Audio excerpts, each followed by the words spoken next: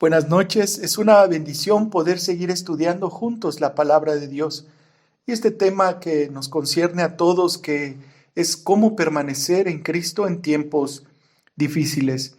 La iglesia primitiva también empezó a crecer y se fundaron muchas de estas iglesias en tiempos de persecución, de esclavitud y poco cómodo para los hermanos que creían en Cristo Jesús. Por eso, como tema de estudio, ahí en la primera carta a Tesalónica, en el capítulo 5, versículos del 18 al 22, Pablo anima a la iglesia de Tesalónica porque ellos querían seguir creciendo, ellos querían seguir afianzándose en su fe. Y dice la escritura de la siguiente manera: den gracias a Dios en toda situación, porque esta es su voluntad para ustedes en Cristo Jesús. No apaguen el espíritu. No desprecien las profecías, sométanlo todo a prueba, aférrense a lo bueno, eviten toda clase de mal. Pablo establece los principios y las bases como hijos de Dios para continuar, y me llama la atención cómo aborda este tema: den gracias a Dios en toda situación. Y esto nos lleva a poder agradecer en tiempos que nos otorgan satisfacciones, en momentos que tenemos alegría, en logros que tú y yo obtenemos académicamente, financieramente, y esto es bendición y viene de parte de Dios.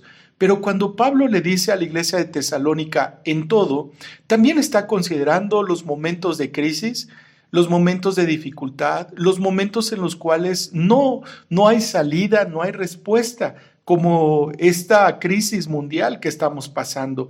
Y hoy quiero comentar algunos obstáculos que no nos llevan a entender completamente cuál es la voluntad. Inmediatamente volteamos a nosotros mismos y dejamos de ver a Dios. Y es en esos momentos cuando usted y yo decimos: ¿pero de qué agradecer? Usted no sabe lo que estoy pasando. Usted no sabe lo que he perdido, lo que me ha costado este tiempo. Y quiero ser empático en esto, sí. Posiblemente no sé lo que esté pasando usted, pero si usted está oyendo esta palabra, permítame tratar este tema de la siguiente manera para poder abordarlo. Y es poder agradecer a lo que tú y yo hemos recibido. Nosotros tenemos una edad y podamos voltear un poquito a la historia y ver cómo fue nuestra niñez, ver cómo fue nuestra juventud, nuestra madurez. Y si bien hubo momentos de dificultad, pero también hubo momentos de gozo, de alegría. Dios nos permitió ser parte de una familia, posiblemente tener incluso hasta hermanos. Pero y todo esto, en los momentos difíciles nos volvemos ciegos y no lo alcanzamos a ver, no lo alcanzamos a notar y somos muy olvidadizos. Pero comento esto porque eso también es parte de la voluntad de Dios, como estos momentos también difíciles que también son parte de la voluntad de Dios. En el Antiguo Testamento hay un libro que tú y yo conocemos. Si no, permíteme poder compartírtelo. Es el libro de Job. Ahí en el capítulo 2, versículo 10 dice: si de Dios sabemos recibir lo bueno, ¿no sabremos recibir también lo malo? A pesar de todo esto, Job no pecó ni de palabra.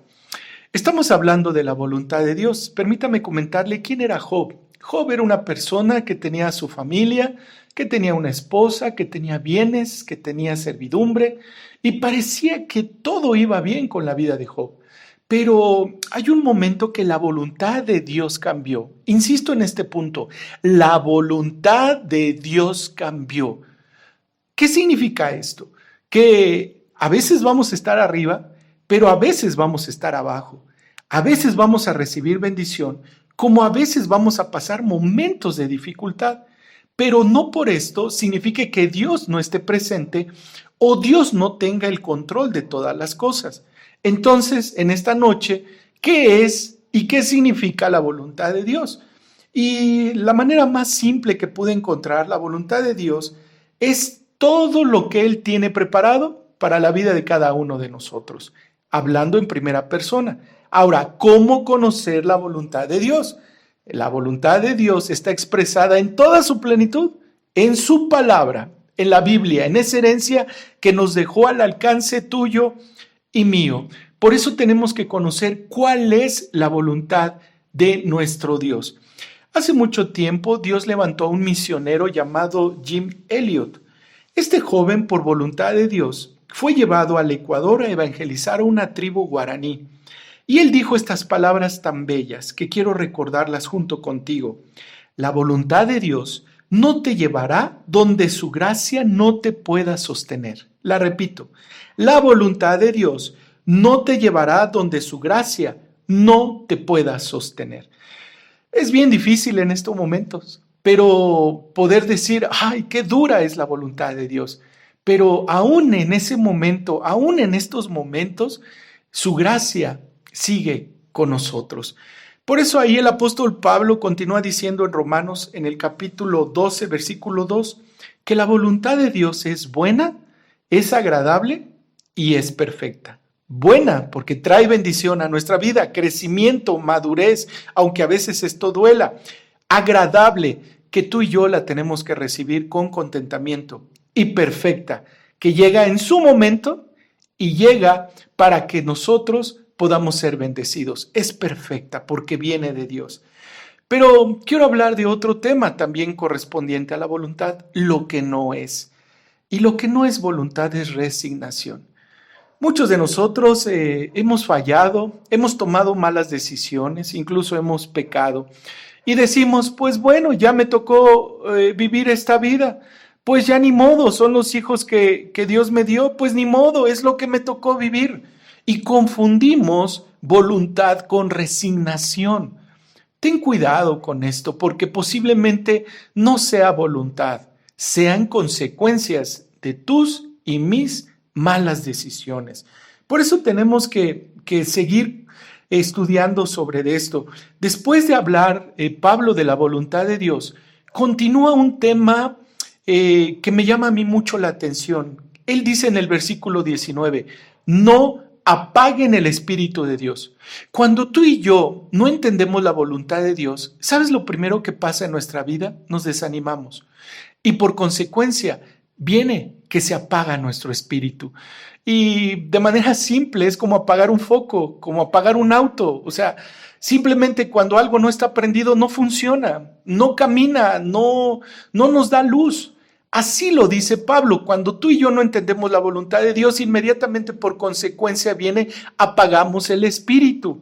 ¿Cómo?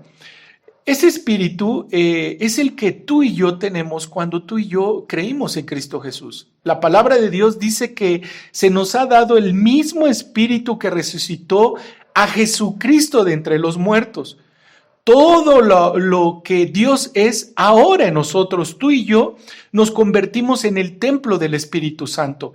Ahora Dios no mora en lugares. Ahora Dios no mora en estatuas, ni en objetos de madera, ni de yeso. Tú y yo somos el templo del Espíritu Santo. Aquí es donde mora nuestro Dios. Ahora, ¿cómo se apaga el Espíritu de Dios? Déjame decirte un par de cosas por las cuales se apaga el Espíritu de Dios. Porque a veces pensamos, hice esto, o pequé en esto y no pasó nada. Sí. Déjame decirte en esta noche que lo primero que pasa cuando tú y yo le fallamos a Dios es que se apaga el Espíritu Santo. ¿Y cómo lo apagamos? Pecando. Otra de las maneras es que dejamos de obedecer, dejamos de congregarnos y nos volvemos personas ingobernables. Tristemente, hoy las autoridades recomiendan muchas cosas para que no podamos contaminarnos o no podamos contagiarnos. Pero tristemente vemos personas muy cercanas a nosotros que hacen caso omiso a lo que se establece para poder tener este cuidado. ¿Sabes? En ese momento tú y yo somos ingobernables. No aceptamos reglas, incluso hasta decimos, a mí nadie me va a decir qué hacer. Eso es una persona que ha apagado el Espíritu de Dios. Y hablo espiritualmente. Ahora, ¿qué hacer para no apagar el Espíritu de Dios? Porque esto es crítico, hermanos. Esto es directo. Esto trae consecuencias gravosas, lastima el espíritu, lastima las iglesias, lastima las familias. Cuando una persona apaga su espíritu, no hay quien la frene. No hay quien pueda regresarle ese gozo, solamente nuestro Dios maravilloso. Por eso te tengo unas propuestas. Prioriza, así como tomas tu tiempo de tus alimentos, también prioriza el tiempo con tu Dios. Otra de las cosas es mantente lejos de la tentación. Y aquí apelo un poquito a tu sinceridad. Tú y yo sabemos en qué áreas somos débiles. En nuestros ojos, en nuestras manos, en nuestra boca. No controlamos nuestra lengua. Eso es caer en tentación. Huyamos de esa tentación. Otra de las cosas por las cuales se apaga el espíritu es cuando no somos obedientes. Y otra de las cosas es, y me gusta mucho esto, busca a quien te cuide. Busca a quien rendirle cuentas. De esta manera, sabes, vamos a crecer. Por lo cual te tengo un par de citas. Mire lo que dice Proverbios capítulo 9, versículo 8. No reprendas al insolente, no sea que acabe por odiarte. Reprende al sabio y te amará. Cuando una persona tú le das un consejo y se molesta, es una persona insolente que va a terminar odiándote. Pero cuando tú y yo reprendemos o damos consejo a un sabio, Él nos amará, Él te amará. Proverbios 1:5 dice, oirá el sabio y aumentará el saber, y el entendido adquirirá consejo. ¿Qué manera tan especial lo trabaja el proverbista? Ahora, después de trabajar la voluntad de Dios y que no apaguemos el espíritu, viene otro tema que recomienda Pablo a la iglesia de Tesalónica. Él les dice, no desprecien las profecías. Y aquí hay dos maneras de cómo ver las profecías. Una, las que ya se cumplieron, y otra, las que están por cumplirse. Mire lo que dice Juan ahí en el capítulo 16, versículo 33. Estas cosas les he hablado para que en mí tengan paz. En el mundo tendrán aflicción, pero confíen, yo he vencido al mundo. Cristo en la cruz, Cristo con su resurrección, venció al mundo y Él está a la diestra del Padre.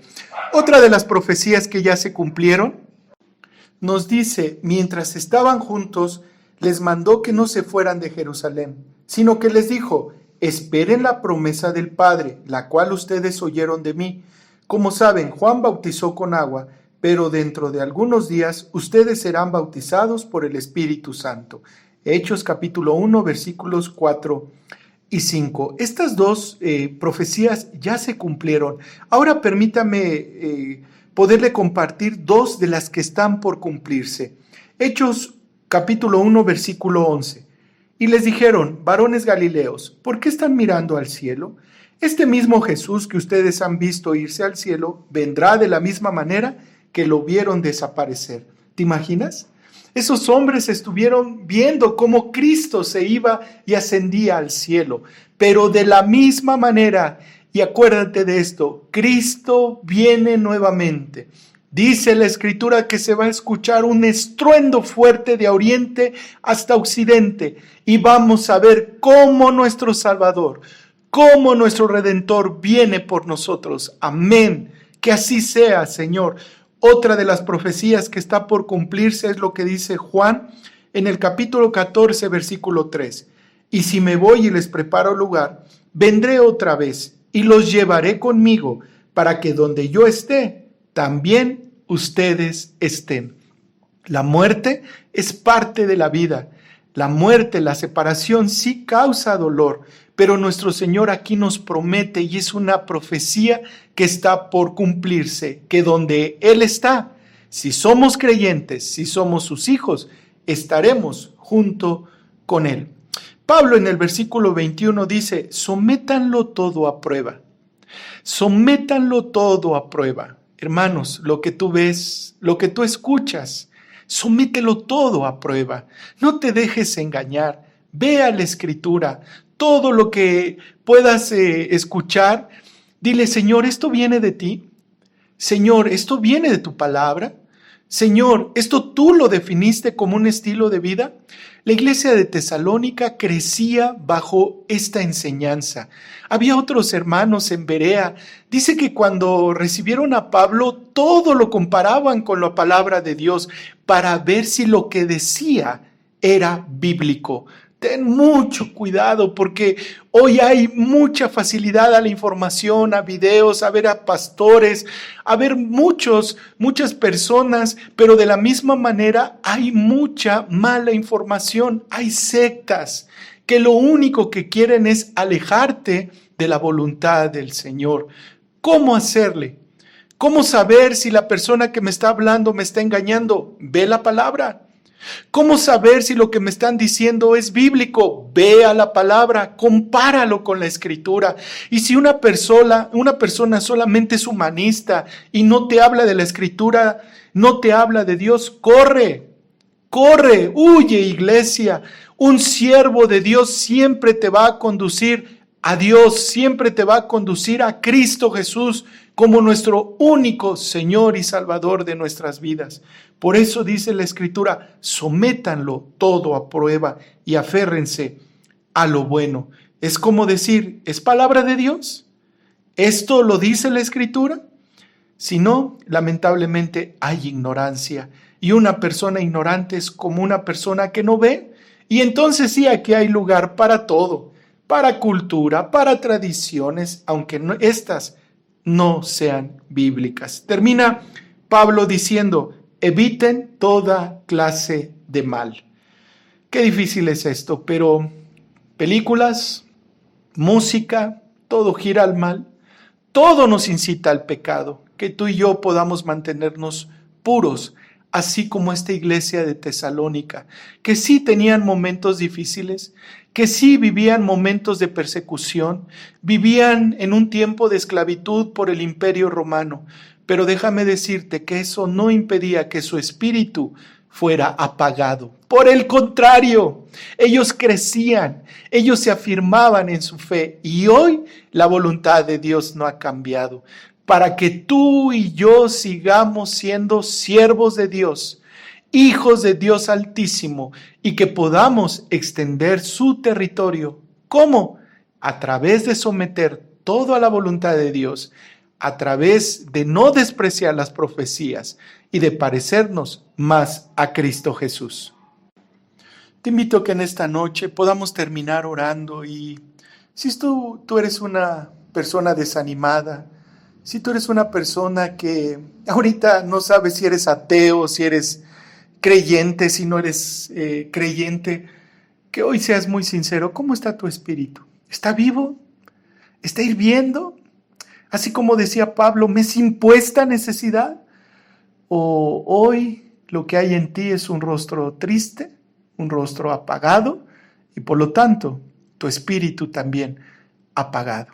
Oremos en esta noche. Padre, qué hermosas enseñanzas tenemos de tu siervo Pablo y qué manera de animar a la iglesia de Tesalónica, Señor. Hoy, Padre, la necesidad es la misma.